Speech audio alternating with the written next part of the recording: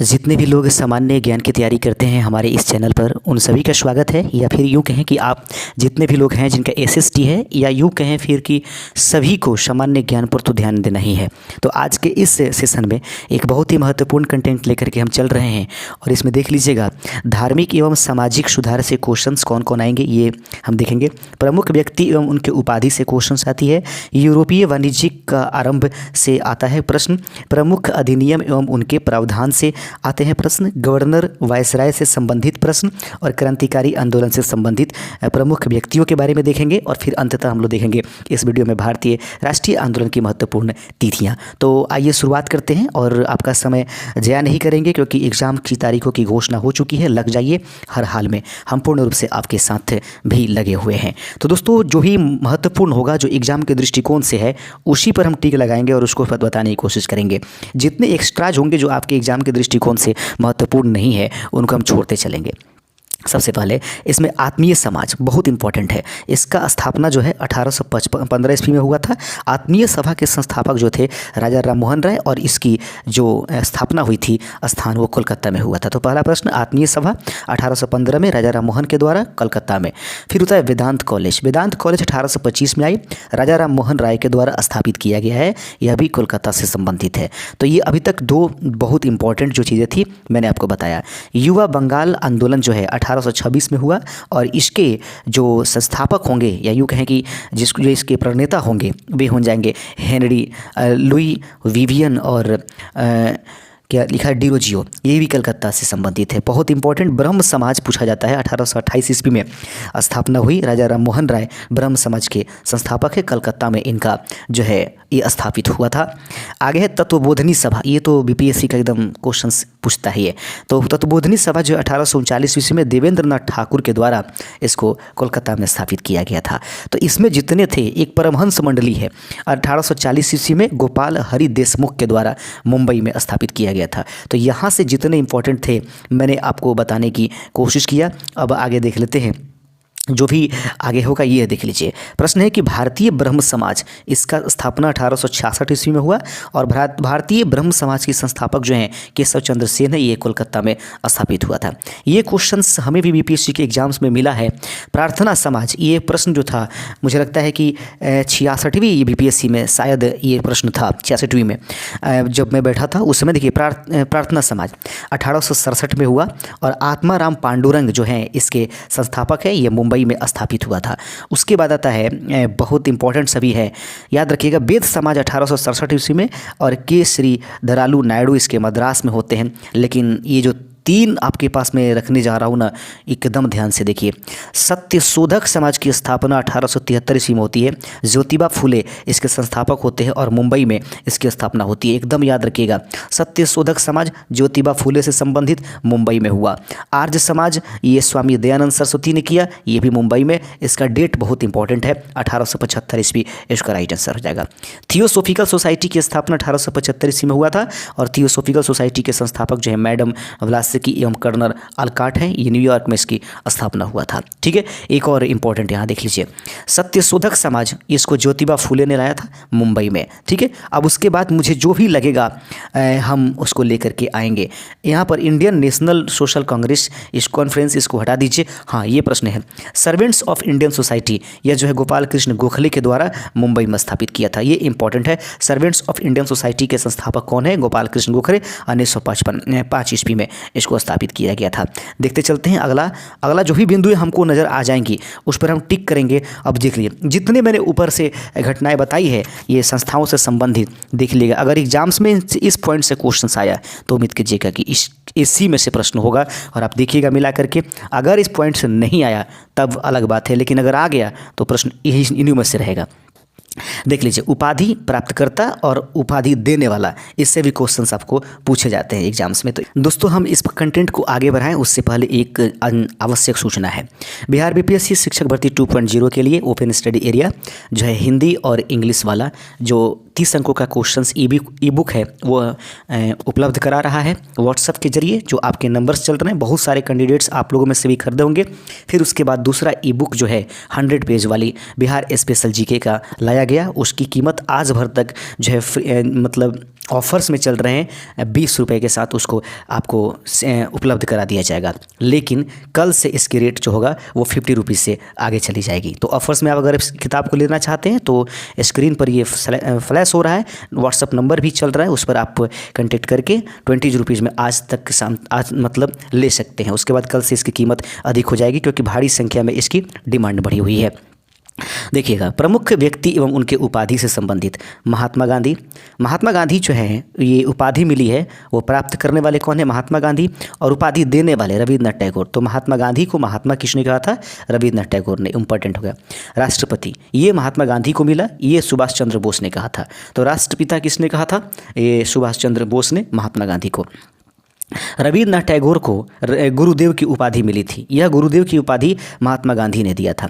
सरदार की उपाधि वल्लभ भाई पटेल को मिला और बारदोली की महिलाओं की तरफ से गांधी जी ने उनको ये प्राप्त किया था। आगे है कि देश रत्न, याद रखिएगा, डॉक्टर राजेंद्र प्रसाद को, ये देश रत्न डॉक्टर राजेंद्र प्रसाद को महात्मा गांधी ने कहा था। आगे है विवेकानंद, यह जो है स्वामी विवेकानंद को मिला था और ये स्वामी विवेकानंद को विवेकानंद जो है वो महाराजा खेतरी ने कहा था। याद रखिए, बहुत इंपॉर्टेंट। राजा राम मोहन राय को राजा जो शब्द है वो अकबर द्वितीय ने प्रदान किया था। आगे चलते हैं, जो भी इंपॉर्टेंट है उसी पर हम हाथ रखेंगे। उसके बाद एक कायदे आज़म, कायदे आज़म मोहम्मद अली जिन्ना को कहा जाता है और ये कायदे आज़म महात्मा गांधी ने मोहम्मद अली जिन्ना को कहा था। अर्धनग्न फ़कीर, ये जो है महात्मा गांधी को कहा गया था, ये चर्चिल ने महात्मा गांधी को अर्धनग्न फ़कीर कहा था। नेताजी, इंपॉर्टेंट, यह नेताजी एडोल्फ हिटलर को जो है एडोल्फ हिटलर को मिला था और यह जो है सुभाष चंद्र बोस, थोड़ा सा गलत कर दिया गया है क्या, सुभाष चंद्र बोस को जो है, हाँ, एडोल्फ हिटलर ने नेताजी कहा था सुभाष चंद्र बोस को। ये इंपॉर्टेंट है। आगे चलते हैं, केसर हिंद की उपाधि किनको मिला था? महात्मा गांधी को, और ये अंग्रेजी सरकार ने केसर हिंद की उपाधि महात्मा गांधी को दिया था। राय बहादुर, याद रखिए, सर इंपॉर्टेंट है, सर रविन्द्रनाथ टैगोर को मिला, अंग्रेजी सरकार ने दिया था। राय बहादुर को, जमनालाल ब्याज को ये राय बहादुर मिला था, ये अंग्रेजी सरकार ने दिया था। जो भी इंपॉर्टेंट है उसके आगे एकदम बिल्कुल फालतू में आपका समय वेस्टिंग नहीं है। प्रश्न है आगे, 1914 कुछ प्रमुख यूरोपीय वाणिज्यिक का आरंभ जो है इससे संबंधित कुछ बिंदुएं हैं। 1486 में घटना घटी जिसको पुर्तगाली यात्री जो उसका बार्थोलोमेओ डियास, वह जो केप ऑफ गुड होप के रास्ते उत्मासा अंतरिप तक पहुंचा, उसने यूरोपीय जो है क्षेत्रों का खोज करने वाला, रास्ते का खोज करता उसको समझा जाता है। 1498 की घटना याद रखिए, पुर्तगाली नाविक यात्री वास्को डी गामा का भारत में कालीकट बंदरगाह पर आगमन हुआ, ये इंपॉर्टेंट है। आगे चलते हैं, एक और है, 1503 ईस्वी में पुर्तगाली गवर्नर अल्फांसो डी अल्बुकर्क का भारत में आगमन हुआ था, ये इंपॉर्टेंट हो जाएगा। उसके बाद है कि डच ईस्ट इंडिया कंपनी की भारत में स्थापना जो है 1602 ईस्वी में हुआ था, याद रखिएगा। टॉमस रो का जहांगीर के दरबार में 1615 ईस्वी में आगमन हुआ था, याद रखिए। जो भी है, वांडीवास का युद्ध जिसमें अंग्रेजों ने फ्रांसीसियों को पराजित कर भारतीय व्यापार से बाहर कर दिया, वो 1760 ईस्वी का वो दौर था। ये देखिएगा, ये बिंदु है, प्रमुख अधिनियम एवं उनके प्रावधान, याद रखिएगा, बहुत इंपॉर्टेंट पॉइंट है, पूछा जाएगा। रेगुलेटिंग एक्ट 1773 जो है वह किस वायसराय या जनरल के समय हुआ? तो वारेन हेस्टिंग के समय। रेगुलेटिंग एक्ट 1773 जो है वारेन हेस्टिंग से संबंधित है और उसमें मुख्य प्रावधान क्या था? भारत पर ब्रिटिश शासन का सीमित नियंत्रण था, याद रखेंगे। पिट्स इंडिया एक्ट 1784 में वारेन हेस्टिंग के समय में आया था। ये इसका मुख्य जो प्रावधान था, बोर्ड ऑफ कंट्रोल की स्थापना करना। चार्टर्ड एक्ट 1813 में जो है लॉर्ड मिंटो के समय आया था, कंपनी का व्यापारिक एकाधिकार समाप्त किया गया था। इंपॉर्टेंट देख लेंगे। अगला है कि हिंदू विधवा पुनर्विवाह 1856 जो है लॉर्ड डलहौजी के समय लाया गया। इसका सही कारण था विधवा विवाह का मान्यता देना। तो हिंदू विधवा पुनर्विवाह अधिनियम 1800 कब लाया गया था? 56 ईस्वी में लाया गया था। आपका इंपॉर्टेंट समय है, समय बिल्कुल नहीं खाएंगे आपका। अच्छे शासन के लिए अधिनियम 1850 में लॉर्ड कैनिंग के द्वारा। आगे बढ़ते चलते हैं, अगला बिंदु है, देख लेंगे थोड़ा सा। हाँ, ये इंपॉर्टेंट है, जरा देखिएगा। मिंटो माले अधिनियम, ये लॉर्ड मिंटो के समय आया था। पृथक निर्वाचन क्षेत्रों की व्यवस्था करना, तो मार्ले मिंटो समझौता इसको कहते हैं 1909 में, क्योंकि यह इसका काम था कि पृथक निर्वाचन क्षेत्र, इसमें मुस्लिमों को जो है अलग तरीके से मतलब व्यवस्था की जाने की बात कही गई थी। इसको मार्ले मिंटो सिद्धांत के नाम से जानते हैं। याद रखिएगा ये वाला कि मॉन्टेगू चेम्सफोर्ड अधिनियम, चेम्सफोर्ड के समय प्रांतों में द्वैध शासन, तो प्रांतों में द्वैध शासन जो है लॉर्ड चेम्सफोर्ड की अपनी एक देन मानी जाती है। साइमन कमीशन 1927 में भारत आया, मैंने 1947 में भारत आया। 27 साइमन कमीशन 1927 से संबंधित है, यह लॉर्ड इरविन के समय आया था। संविधान के निर्माण की योजना जो थी इसके अंदर छुपी हुई थी। अगला बिंदु है कि भारत शारदा कानून 1923 ईस्वी में लॉर्ड, इसका काम था विवाह की आयु 18 वर्ष व 14 वर्ष हुई, 18 वर्ष से क्या 14 वर्ष कर दी गई। आगे देख लेते हैं क्रिप्स मिशन प्रस्ताव जो है वो याद रखेंगे लिथिनलियो के समय आता है। भारत सरकार अधिनियम कितना है 1935, इसको भारत की संविधान का इतना चीज़ें हैं इसमें कि भारतीय संविधान का इसे मतलब सबसे बड़ा कानून के नाम से जानते हैं।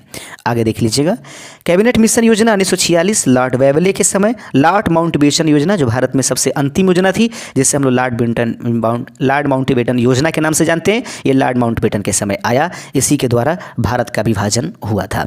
गवर्नर और वायसराय मुख्य रूप से देख लीजिए, कहता है बंगाल का प्रथम गवर्नर पूछे तो रॉबर्ट क्लाइव कहिएगा, बंगाल का अंतिम गवर्नर पूछे तो वारेन हेस्टिंग कहिएगा, और बंगाल का प्रथम गवर्नर जनरल पूछे तो वारेन हेस्टिंग। क्योंकि बंगाल का अंतिम गवर्नर, तो गवर्नर शब्द जो है ना गवर्नर जनरल में परिवर्तित कर दिया गया बाद में। बंगाल का गवर्नर, बंगाल का फिर गवर्नर जनरल हुआ, उसको वारेन हेस्टिंग, तो इसलिए ये पहला भी होता है और ये अंतिम भी होता है, ठीक है। और बंगाल का अंतिम गवर्नर जनरल कौन था, तो अंतिम गवर्नर जनरल जो था लॉर्ड विलियम बेंटिंक था।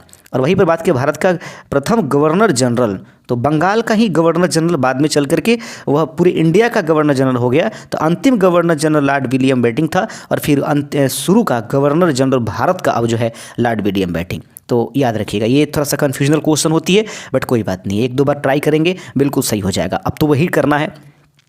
भारत का प्रथम वायसराय कौन था, लॉर्ड कैनिंग, याद रखिएगा। उसके बाद भारत का अंतिम वायसराय कौन था, माउंटबेटन। स्वतंत्र भारत का अंतिम जनरल वही होगा माउंटबेटन। लेकिन भारत के लिए पूछ दे कि भारत का प्रथम भारतीय गवर्नर जनरल श्री राजगोपालाचारी, और अंतिम जो है स्वतंत्र भारत के गवर्नर जनरल वो भी श्री राजगोपालाचारी हैं, क्योंकि उसके बाद से ये गवर्नर जनरल की पद भारत से हटा दी गई। हालांकि उसको पाकिस्तान ने अब तक मैंने उस वक्त तक रखा था। आगे चलते हैं, क्रांतिकारी आंदोलन से संबंधित जो है व्यक्ति, क्रांतिकारी आंदोलन से संबंधित जो व्यक्ति हैं उनको देखेंगे। चलिएगा, हम विनायक दामोदर सावरकर के बारे में देखेंगे। अभिनव भारत की स्थापना जो है इन्हीं के द्वारा किया गया था, मस्ट इंपॉर्टेंट है ये। उसके बाद मदन लाल ढींगरा के बारे में देखेंगे। मदन लंदन में करजन वाइली की हत्या करने से संबंधित है मदन लाल ढींगरा। मैडम भिकाजी कामा इंपॉर्टेंट है। पेरिस इंडिया सोसाइटी की स्थापना, स्वतंत्र भारत सोसाइटी की स्थापना और वंदे मातरम का प्रकाशन जो है मैडम भिकाजी कामा के द्वारा हुआ था, ये इंपॉर्टेंट है। प्रफुल्ल चाकी व खुदीराम बोस, ये मुजफ्फरपुर के न्यायाधीश किंग्सफोर्ड पर बम फेंका, लेकिन ये बच गए क्योंकि, और वहाँ पर दूसरा जो है व्यक्ति जो चपेट में आ गया। बाद में चल करके प्रफुल्ल चाकी ने क्या कर लिया था, खुद आत्महत्या कर लिया था। खुदीराम बोस सबसे कम उम्र में फांसी पर चढ़ने वाले क्रांतिकारी के रूप में घोषित हुए। रास बिहारी बोस व सचिंद्रनाथ सन्याल, ये दिल्ली में प्रवेश करते समय लॉर्ड हार्डिंग पर बम फेंके थे, इस दौरान इनको। आगे चलते हैं, लाला हरदयाल व सोहन सिंह भाखना, तो ये कामागाटा उमारू जो है एक प्रकार की नाव, ये मतलब पानी जहाज़ थी, और इसको सिंगापुर की तरफ जो है ये घटना होती है, और उस दौरान उसको रोका वगैरह गया था, उससे संबंधित हैं ये लोग, ठीक है। अब ये इनको देख लीजिएगा। राम प्रसाद बिस्मिल को पढ़ना होगा। हिंदुस्तान रिपब्लिकन एसोसिएशन की स्थापना जो है 1924 में काकोरी षड्यंत्र से जुड़े हुए हैं राम प्रसाद बिस्मिल। चंद्रशेखर आज़ाद से क्वेश्चन पूछा था। चंद्रशेखर आज़ाद क्या है, तो इलाहाबाद के अल्फ्रेड पार्क के समीप पुलिस के साथ संघर्ष में स्वयं को उन्होंने गोली मार ली थी, और 1932 ईस्वी में हिंदुस्तान सोशलिस्ट रिपब्लिकन एसोसिएशन का स्थापना किया। तो हिंदुस्तान सोशलिस्ट रिपब्लिकन एसोसिएशन की स्थापना किसने किया, चंद्रशेखर आज़ाद इसका सही आंसर होगा। भगत सिंह के बारे में देख लीजिए। सैंडर्स की हत्या 1928 ईस्वी में, केंद्रीय विधानसभा में उन्होंने बम फेंका था 1929 ईस्वी में, और पंजाब नौजवान भारत 1929 ईस्वी में। कब इनकी डेथ हुई थी आप लोग हमें कमेंट जरूर करके बताइए। राजगुरु आप जानते होंगे, सैंडर्स की हत्या की दत में केंद्रीय विधानसभा में बम फेंकने के समय ये भी भगत सिंह के साथ शामिल थे। आगे है, भगत सिंह, जतींद्रनाथ, अजय घोष और फणींद्रनाथ ने को दिल्ली में हिंदुस्तान सोशलिस्ट रिपब्लिक आर्मी की स्थापना किया था। लाला हरदयाल जो है गद्दर पार्टी की नींव रखी थी। इन्होंने लाला हरदयाल 1913 ईस्वी में इन्होंने जो है वह गद्दर पार्टी की नींव रखा था। उधम सिंह कौन थे, लंदन में सर माइकल ओ डायर की हत्या किया था इन्होंने जाकर के। जालियांवाला बाग हत्याकांड से क्षोभित हो गए थे, ये बहुत दुखी थे, इसलिए उन्होंने कहा था कि एक न एक दिन तुम्हें मार ही दूंगा, वो मारे भी। अब थोड़ा सा देख लीजिए, भारतीय राष्ट्रीय आंदोलन की महत्वपूर्ण तिथियां हैं यहाँ। भारतीय राष्ट्रीय कांग्रेस की स्थापना 1885 ईस्वी में होती है। सूरत का विभाजन यह 1907 होना चाहिए, गलती कर दिया है। बंगाल का विभाजन 1905 होती है। आगे देखते चलते हैं।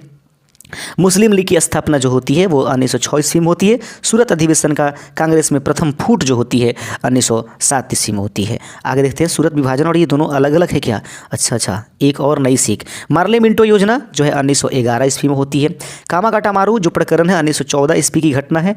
होम रूल लीग के गठन जो है 1916 में हुआ था। चंपारण सत्याग्रह जो 1917 में होता है। रॉलेट एक्ट अधिनियम जो होता है 1919 में ये पारित हुआ।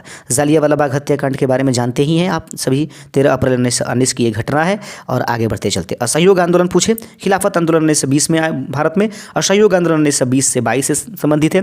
चौरी चौरा कांड जो है 5 फरवरी 1922 ईस्वी से संबंधित है। वहीं पर अगर बात किया जाए कि स्वराज पार्टी का गठन जो है 1923 ईस्वी में हुआ था। उसके बाद साइमन कमीशन की नियुक्ति जो है 1927 ईस्वी में हुआ था। आगे बढ़ते चलते हैं, साइमन कमीशन का भारत में आगमन कब हुआ? तो 1928 में। गठन कब हुआ था? तो नियुक्ति 1927 में। आगमन कब हुआ? 1928 ईस्वी में। अब आगे चलते हैं कि भगत सिंह द्वारा केंद्रीय असेंबली में बम फेंका गया 1909 ईस्वी में। नेहरू रिपीट 1928। कोई ज़्यादा इंपॉर्टेंट नहीं है, सभी ने अवज्ञा आंदोलन याद रखिएगा। कांग्रेस द्वारा पूर्ण स्वराज की मांग इसी साल पूछा गया था 1929 ईस्वी में। इसका सही आंसर हो जाएगा कांग्रेस द्वारा पूर्ण स्वराज की मांग। और कांग्रेस द्वारा पहला स्वराज की सिर्फ मांग जो है कलकत्ता अधिवेशन में किया गया था। दादा नारायण जी जो थे उनका अध्यक्षता कर रहे थे। प्रथम गोलमेज सम्मेलन जो हुआ वो 1930 में हुआ। ठीक उसके बाद दूसरे गोलमेज 31 में। तृतीय गोलमेज सम्मेलन 1932 में हुआ। आगे बढ़ते चलते, सांप्रदायिक पंचायत से क्वेश्चन पूछता है। पूना पैक्ट जो 1932 में लागू हुआ था, जिस पर गांधी जी ने सिग्नेचर नहीं भी किया था। आगे बढ़ते चलते हैं, सुभाष चंद्र बोस का भारत छोड़ो आंदोलन 1941 ईस्वी में। भारत छोड़ो आंदोलन जो है 1942 ईस्वी में आया था। ये आगे बढ़ते चलते हैं, आज़ाद हिंद फौज की स्थापना 1943 ईस्वी। आगे बढ़ते चलते हैं, जो भी इंपॉर्टेंट होगा यहाँ पर वहीं चलेंगे। भारत संविधान सभा का निर्वाचन 1946 में। संविधान सभा की प्रथम बैठक 1946 ईस्वी में हुआ था। आगे बढ़ते चलते हैं, भारत के विभाजन से माउंटबेटन योजना 3 जून 1947 को भारत में आई। गांधी जी की हत्या आप लोग जानते ही हैं। कश्मीर का भारत में विलय 1948 ईस्वी में किया गया और भारतीय गणतंत्र गठित हुआ 26 जनवरी 1950 ईस्वी को। आधुनिक भारत से संबंधित कुछ कमीशन यहाँ पर दिए गए हैं। सबसे पहले ज़्यादा इंपॉर्टेंट कमीशन है हंटर कमीशन। हंटर कमीशन का जो स्थापना हुआ वो 1882 ईस्वी में हुआ। इससे संबंधित क्षेत्र जो है शिक्षा है। आगे बढ़ते चलते हैं, वर्धा योजना याद रखिएगा। वर्धा योजना टीचिंग का एग्जाम दे रहे हैं 24, तो 1937 इसका सही आंसर है। शिक्षा से ये संबंधित है। आगे बढ़ते चलते हैं, जो भी इंपॉर्टेंट लगेगा मुझे उस पर मैं हाथ रख दूंगा, जो आपके एग्जामिनेशंस के लिए बहुत इंपॉर्टेंट है। मुझे अब तक यहाँ तक तो नहीं दिखाई दे रहा है, और जो भी इंपॉर्टेंट लगेगा भगाते रहें। अगर जो जी करे तो रुका करके उसको देख लीजिएगा, पढ़ लीजिएगा। जो भी चीज़ें मुझे दिखाई दिया इस सेशंस में मैंने आज बखूबी इसको रखने की कोशिश किया। मिलते हैं शाम के समय, और उस समय देखिए कौन सा क्लास चलता है। अगर आपको कोई विशेष कोई क्लास चाहिए तो हमें कमेंट करके ज़रूर अवगत करा दीजिएगा। शुक्रिया।